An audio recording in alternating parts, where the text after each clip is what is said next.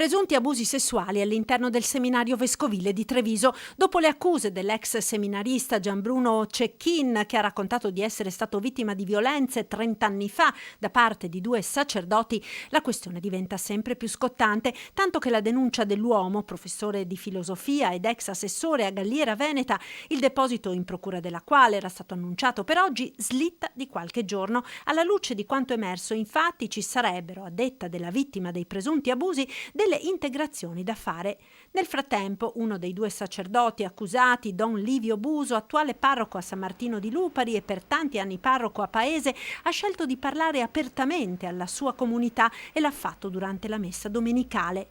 Vi assicuro, in coscienza di fronte a Dio, che quanto dichiarato è privo di fondamento, ha detto ai fedeli, aggiungendo: pur in un indescrivibile dolore nel profondo del cuore sono sereno.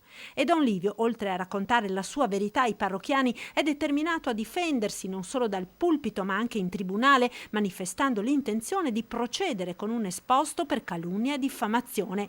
E la comunità gli sta manifestando solidarietà ed appoggio. Io penso che Don Livio sia una persona assolutamente affidabile, una persona responsabile. Non credo assolutamente che queste accuse siano fondate. Secondo me sono delle notizie un po' così, un po' improntate. Io non credo, per la persona, per quel poco che lo conosco, mi sembra una cosa infondata. Abbiamo rinnovato la nostra stima nei suoi confronti, il nostro pieno appoggio, e quindi speriamo che finisca in tempi brevi per lui e per la sua famiglia. Mi sembra una brava persona, sta facendo parecchio per il paese, insomma. Ecco. Conoscendo Don Livio mi sembra veramente difficile che come persona possa agire nascondendo un segreto così pesante. Profondamente scosso ed amareggiato anche il parroco del Veneto orientale chiamato in causa dall'ex seminarista. Al momento preferisce il silenzio in pubblico, confidandosi con i più stretti collaboratori per ribadire la propria innocenza. È un errore, dice il sacrestano della parrocchia,